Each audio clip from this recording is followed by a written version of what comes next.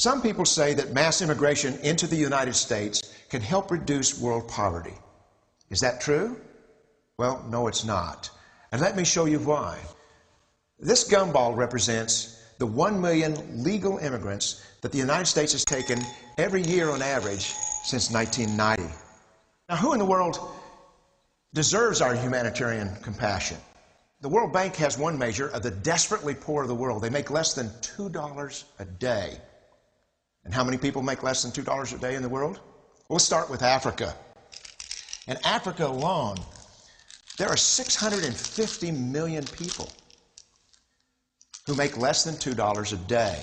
650 million. And in India, another 890 million people, desperately poor. China adds another 480 million people, making less than $2 a day. And unfortunately, the rest of Asia has a heartbreaking 810 million people who the World Bank says make less than $2 a day. And finally, there's 105 million of Latin America's population that are desperately poor. All told, the World Bank says there are 3 billion people in the world. 3 billion people who are desperately poor, making less than $2 a day. That's 3,000 gumballs. And every year, we take 1 million and suggest that we've somehow made a humanitarian difference. Of course, we don't pull our immigrants from these desperately poor populations, do we? These people are too poor, too sick, too disconnected to make it here as immigrants. We tend to pull our immigrants out of the better off poor of the world. And Mexico tends to define the type of immigrant that we bring here because a plurality of people come from Mexico. And Mexico is poor. How many people in the world live in countries that have average incomes lower than that of Mexico? And the World Bank tells us that that number is these 3 billion plus another 2.6 billion people. 5.6 billion people in the world who live in countries with average incomes below that of Mexico. That's 5,600 gumballs. And so what is it that the elites are telling us? They're telling us that when we take this 1 million immigrants, that we somehow or another are tackling world poverty. And we have to do it regardless of the effect on our unemployed, the working poor, the most vulnerable members of our society, regardless of the effect on our natural resources. Even if we went by the most radical proposals in Washington, which are to actually double our immigration to 2 million a year,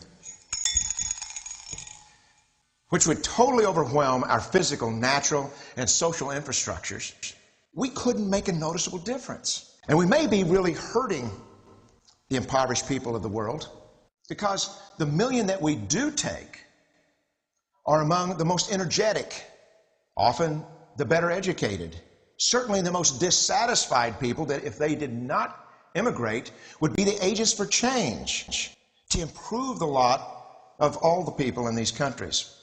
True heroes in the global humanitarian field are the people in these countries who have the wherewithal to immigrate to another country, but instead stay in their countries, apply their skills to help their fellow countrymen. Unfortunately, our immigration system tends to entice these very type of people to abandon their countrymen. The impossibility of making even a dent is actually worse than it looks here. Because last year, when we took 1 million immigrants, these countries added, births over deaths, 80 million more people into the impoverished population. And this year, Congress is bringing in 1 million legal immigrants. And this year, according to the United Nations, these countries are expected to add another 80 million people. And next year, you can be quite sure that Congress, unless stopped by the American voters, will bring in another 1 million immigrants. And these countries, unfortunately, will be adding 80 million people into these impoverished nations. We could take 5 million a year, but we'd never get ahead of what's happening in these countries. Not in this century. Don't you see?